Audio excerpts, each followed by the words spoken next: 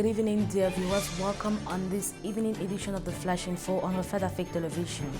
Cameroon survey to determine COVID-19 seroprevalence launch. A team of experts is expected in the field in the days ahead for the survey aimed at analyzing the seroprevalence of COVID-19 across the 10 regions of the country. 8 months after the first COVID-19 case in Cameroon was detected, government wants to know how would the population dealt with the pandemic as well as the various means of exposure to it. It is in this light that the Minister of Public Health, Dr. Malachi Manawuda, on Thursday, October 15, presided over the launching of the survey on the seroprevalence of COVID-19 in the 10 regions of the country. The operation is a fruit of the partnership between the Cameroon government and its partners ECAP and the CCD with the support of other partners. The survey will run from October to December 2020 in the 10 regions of the country. Launching the operation, the Minister of Public Health, Dr. Malachi Manawuda, said the aim is to estimate the prevalence of anti-SARS-CoV-2 antibodies in children over 5 years old as well as in adults. In the same vein, it will also be a question of determining the risk factors of infusion by comparing the exposure and by assessing the knowledge and attitudes related to COVID-19. The survey will take place in public places, bus stations, markets, large gathering places, etc., and will consist of a sample of 5 milliliters of blood with the prior agreement of the target persons before filling in a duty-completed questionnaire. The Minister of Public Health urged the population to collaborate and strongly adhere to the operation, which he said will help shape the fight against the pandemic going forward. Anarchic buildings destroyed in Bafoussam. Bafoussam, nearly 50 Anarchic buildings destroyed by the town hall, just like in Yaoundé last September, where hundreds of Anarchic constructions were raised all along the road leading to Simalène International Airport. The town hall of the city of Bafoussam has been proceeding since Monday, October 12, 2020. The destruction of houses erected in places deemed dangerous. In all around 50 houses were destroyed as part of this urban station program. It was through the Kungo district that the town hall of the city of Bafoussam started its urban sanitation program last Monday.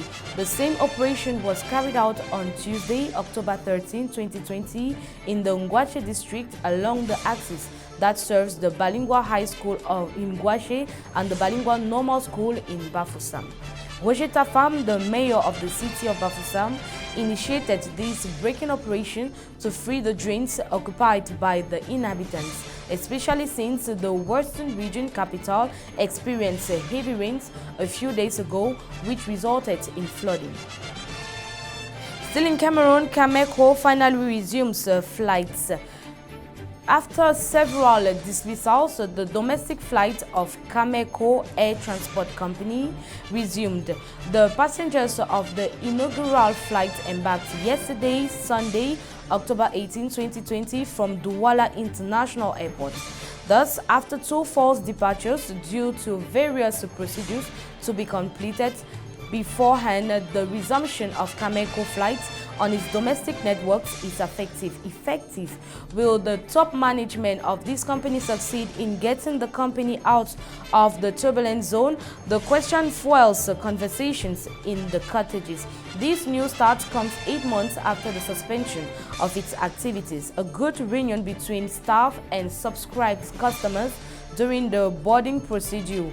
According to an internal source at Cameco, around 100 passengers were on board the plane on Boeing 237-300 hired from a Ukraine operator, which took off yesterday 7:20 a.m. from Douala International Airport, bound for Yaoundé's Simalène International Airport. We go out of the country where vote counting underway in Guinea. Vote counting is underway after Guinea's high-stakes election in which the 82-year-old President Alpha Condé is seeking a controversial third term. Sunday's vote follows months of political unrest where dozens of people were killed during a security crackdown on mass anti-Condé protests. Polls closed after a mostly calm day of voting, but there are already fears of post-election discord after Condé's main opposition rival, Cellio Dalian Diallo, suggested the president may cheat. Before counting began, his supporters decried ballot box stuffing and said its observers encountered obstructions and polling stations. The results are not expected for several days.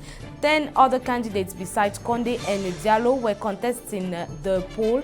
A second round runoff vote is scheduled for November 24. If needed, political tensions during the campaign raised the spread of ethnic strife, with Condé accused of exploiting divisions for electoral ends, a charge he denies. We go back to Cameroon, where the head of state, Paul Biya, has ordered the suspension of the controversial 33% tax on phones and tablets announced by the Minister of Post and Communications and Finance last month. The order is contained in a correspondence addressed to the Prime Minister, Head of Government, Chief Dr. Joseph John Gute, by the Minister of State, Secretary General of the Presidency of the Republic, Ferdinand Gongo, dated this Monday, October 19.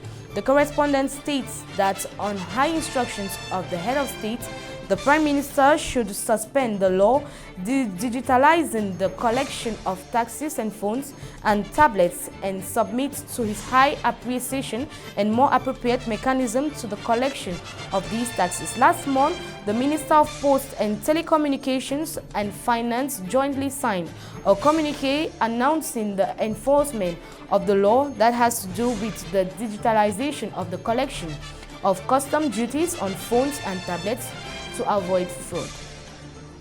It is on this note that we draw an end to this piece of information, dear televiewers. Thanks for watching till the end. Have a blessed weekend. Meet you tomorrow.